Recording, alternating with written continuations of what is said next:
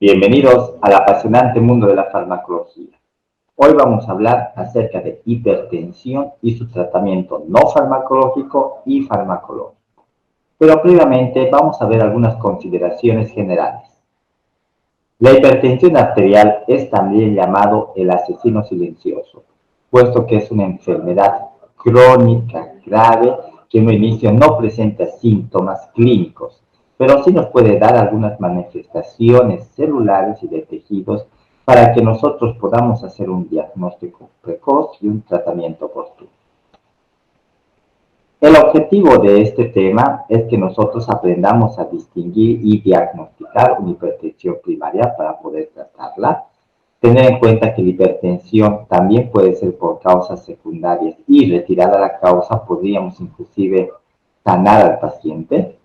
También vamos a ver algunos casos de crisis hipertensivas por tratamientos mal realizados y cuyos pacientes vienen a emergencias o por crisis hipertensivas que se producen durante procedimientos como por ejemplo anestesia general. También vamos a ver la hipertensión en el embarazo, aquellos síndromes como por ejemplo la preeclampsia y la eclampsia que pueden cursar con cuadros hipertensivos. Todo esto nos puede llevar a un daño de órgano blanco. Podemos tener, por ejemplo, a nivel cerebral, derrames cerebrales, a nivel arteriosclerosis, a nivel ocular, ceguera, a nivel corazón, pues nos puede dar ataque cardíaco o insuficiencia cardíaca, a nivel renal nos puede dar insuficiencias renales. Si no controlamos la presión arterial, podemos tener las lesiones en estos órganos blancos que pueden ser reversibles si detectamos a tiempo o inclusive irreversibles si no podemos detectar a tiempo. Bien, para ver los medicamentos que utilizamos para la hipertensión, tenemos que recordar un poco acerca de la fisiología. Y vamos a recordar que la presión arterial está dada por el gasto cardíaco por la resistencia vascular periférica. El gasto cardíaco es la capacidad de contraerse y dilatarse del corazón en una frecuencia de 60 a 100 latidos por minuto. Y la resistencia vascular periférica es la capacidad de las arteriolas, de las venas, para poder contraerse y dilatarse, con el objetivo de llevar toda la sangre al resto del cuerpo humano. Todo factor que aumente el gasto cardíaco o la resistencia vascular periférica me puede llevar a un cuadro hipertensivo. Si bien en un principio existen factores que compensan tanto el gasto cardíaco como la resistencia vascular periférica, este se vuelve como un círculo vicioso que va produciendo cada vez aumentos mayores de hipertensión y por lo tanto puede llegarnos a producir lesiones en órganos blancos. Por ejemplo, dentro de los factores que influyen en el aumento del gasto cardíaco está el aumento de la precarga y el aumento de la contractibilidad cardíaca. El aumento de la precarga se puede dar por aumento de volumen de líquido o vasoconstricción venosa. El aumento de volumen de líquido se puede dar por una excesiva ingesta de sal o retención de sodio en algunas alteraciones renales, que pueden ser genéticas. El aumento de la contractibilidad me puede dar por un aumento del tono simpático y un aumento del sistema renina-angiotensina-aldosterona. La actividad simpática puede ser influenciada por el estrés. La resistencia periférica puede estar dada o puede estar aumentada por una vasoconstricción arterial o una hipertrofia vascular. Esta vasoconstricción arterial puede ser dada por el sistema simpático, el sistema de renina-angiotensina-aldosterona o algunas alteraciones de la membrana celular, de tipo alteraciones genéticas. La hipertrofia vascular puede estar dada por un aumento de la actividad simpática, un exceso del sistema renina-angiotensina-aldosterona, alteraciones de la membrana celular o por una hiperinsulinemia en los pacientes con obesidad y diabetes. Y por último, la hipertrofia vascular también puede estar dada por una disfunción endotelial, ¿no? Por ejemplo, en pacientes que están intoxicados con intoxicaciones ambientales o con humo de cigarrillo pueden tener alteraciones en el endotelio que me pueden dar una hipertrofia vascular y por lo tanto aumentar la resistencia periférica. Entonces, los medicamentos que utilizamos, por ejemplo, para disminuir la precarga se llaman diuréticos. Ellos van a eliminar el exceso de sodio, por lo tanto también van a eliminar el exceso de líquido. Los medicamentos que disminuyen la contractibilidad del tono simpático se llaman simpaticolíticos. Disminuyen la actividad simpática y también disminuyen la vasoconstricción venosa y la constricción arterial.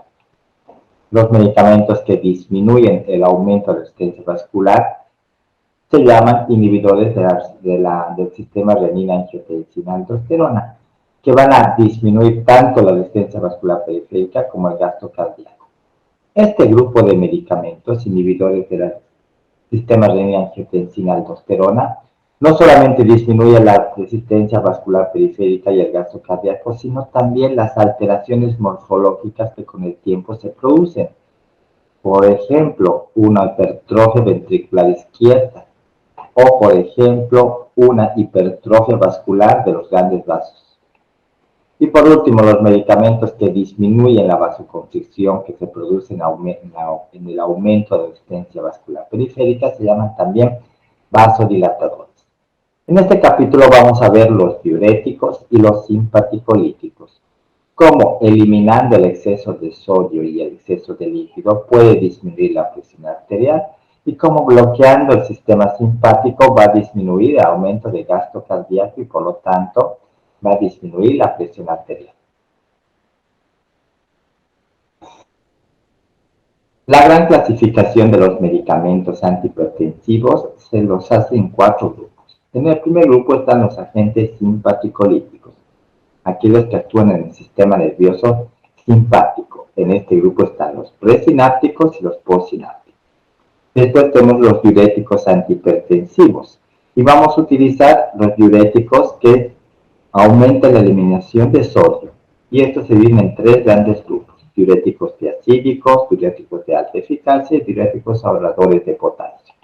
Posteriormente tenemos los que inhiben el sistema renina-angiotensina y aldosterona y vamos a tener 2 grupos: aquellos que bloquean a la enzima y aquellos que bloquean los receptores de angiotensina 2. Y por último, los vasodilatadores, que generalmente los utilizamos en casos de emergencia, como por ejemplo los antagonistas del calcio y los musculotrópicos de acción directa. Todos estos medicamentos vamos a utilizar con criterio clínico, es decir, si el paciente, por ejemplo, tiene un aumento de la presión por aumento del tono simpático, nuestros medicamentos de elección van a ser diuréticos, van a ser agentes simpaticolíticos. Si el paciente tiene un aumento de la presión por exceso de sodio, los medicamentos que vamos a utilizar van a ser diuréticos. Si el paciente presenta una alteración renal que me esté aumentando la producción de angiotensina y aldosterona, va a ser este grupo 3 que vamos a utilizar para este tipo de pacientes. Y si el paciente tiene una emergencia hipertensiva por una mala utilización del medicamento, por ejemplo, o por un procedimiento quirúrgico, vamos a utilizar vasodilatadores potentes para revertir los cuadros de emergencia. Bien, vamos a hablar acerca de los agentes simpaticolíticos. Y vamos a recordar que el corazón se contrae por 2 estímulos. Un estímulo simpático, dado por la estimulación del sistema nervioso central a través del sistema nervioso simpático y por la glándula suprarrenal. Estos 2 sistemas van a liberar noradrenalina, el cual va a estimular la frecuencia cardíaca. Con estos medicamentos yo bloqueo esta acción y por lo tanto disminuye la frecuencia cardíaca. Estos medicamentos se clasifican en 2 grandes grupos: aquellos que son presinápticos o simpaticoplégicos, que inhiben la síntesis del neurotransmisor, y aquellos que son postsinápticos o también llamados bloqueantes adenérgicos. Vamos a hablar acerca del primer grupo, los presinápticos. Y en este grupo está uno de los principales medicamentos, que es la reserpina. perteneciente a los axoplasmáticos. Este medicamento tiene gran importancia porque es utilizado no solamente como medicamento antihipertensivo, sino también es utilizado para el tratamiento de algunos estados psicóticos agitados, como por ejemplo la esquizofrenia, la corea de Huntington, las enfermedades hipercinéticas. Es un medicamento que se acepta muy bien, pero que tienen también reacciones adversas, como por ejemplo efectos pueden producir sedación, incapacidad de concentración, de realizar las tareas complejas. Otros efectos graves pueden ser dependientes del trastorno de la disminución del trastorno psicótico. Es por eso que están contraindicados sobre todo en pacientes con hipersensibilidad alergia, en pacientes con úlceras pépticas o en pacientes que tienen colitis ulcerosa. Los agentes de acción central reducen la frecuencia cardíaca y la presión arterial. Estos bloquean la señal del cerebro e impiden la liberación del neurotransmisor adrenérgico. El siguiente grupo, que son los agonistas alfa, donde está el alfa-metildopa, son medicamentos que utilizamos para síndromes hipertensivos en el embarazo. Debido al proceso del embarazo se produce una estimulación simpática y una liberación de hormonas que normalmente aumentan la presión arterial. Y esa presión arterial tenemos que controlarla. Y el medicamento que vamos a utilizar precisamente es el medicamento alfa-metildopa utilizado en mujer gestante. Luego tenemos los postsinápticos. Y los postsinápticos se van a clasificar en dos grandes grupos. Aquellos que bloquean los receptores alfa y aquellos que bloquean los receptores beta. ¿Pero qué es eso? Aquí en la terminación nerviosa se va a formar el neurotransmisor noradrenalina, que son esas bolitas que ustedes ven en su pantalla de color amarillo. Se secretan en hendidura sináptica y se unen a un receptor alfa y receptor beta. El receptor alfa se encuentra en el vaso sanguíneo y produce vasoconstricción. El receptor beta 1 se encuentra en el corazón y produce aumento de la frecuencia cardíaca. Cuando yo bloqueo estos receptores, evito que la noradrenalina se una al receptor y por lo tanto se va a producir lo contrario. En el vaso sanguíneo, vasodilatación y en el corazón, disminución de la frecuencia cardíaca. Y estos medicamentos se van a dividir precisamente en esos dos grandes grupos. Los bloqueadores alfa-adrenérgicos, donde está la proazoxina como principal medicamento, y los bloqueantes beta-adrenérgicos, donde están los bloqueadores beta-1 cardioselectivos como principal medicamento utilizado en cuadros de hipertensión. Los diuréticos. Los diuréticos van a actuar en el nefrón. Aquí tenemos un riñón con sus partes. En la parte del medio del riñón se encuentra la médula. En la periferia se encuentra la cápsula. En la cápsula se encuentra el nefrón, que está formado por un óvulo capilar, una cápsula de Bowman, túbulos contorneados proximales, asa de Hemlet, túbulos contorneados distales y los túbulos colectores. Estos medicamentos, los diuréticos, precisamente actúan en el nefrón, en los tres procesos, en la filtración glomerular, reabsorción tubular y secreción tubular. Por ejemplo, los medicamentos tiazídicos son medicamentos que disminuyen la reabsorción de sodio, por lo tanto el sodio es eliminado y detrás del sodio el exceso de líquido también es eliminado. En este grupo actúa en los túbulos contorneados distales, sobre todo, aunque también tiene algunos receptores en los proximales y en el asa de Hemlet, pero su principal acción es el nivel de los túbulos contorneados distales. En el segundo grupo tenemos a los diuréticos de alta eficacia, aquellos que actúan en el asa de Hemlet, como pueden ver aquí, en la parte intermedia del nefrón. Son medicamentos que disminuyen la absorción de sodio y el sodio es eliminado, con lo cual también se elimina el exceso de líquido en el organismo. En este grupo se encuentra la furosemida, bumetanida, ácido hepaclínico. El tercer grupo son los diuréticos ahorradores de potasio.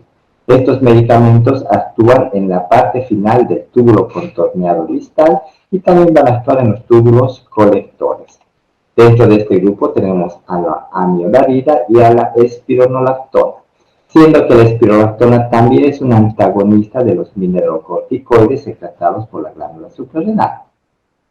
Y por último, tenemos los diuréticos osmóticos. No todos los diuréticos que hemos visto se utilizan exclusivamente para hipertensión arterial. También tenemos diuréticos que se utilizan para el exceso de líquido, como por ejemplo el manitol y los diuréticos inhibidores de la anhidrasa carbónica. Los diuréticos osmóticos se encuentran en los túbulos contorneados,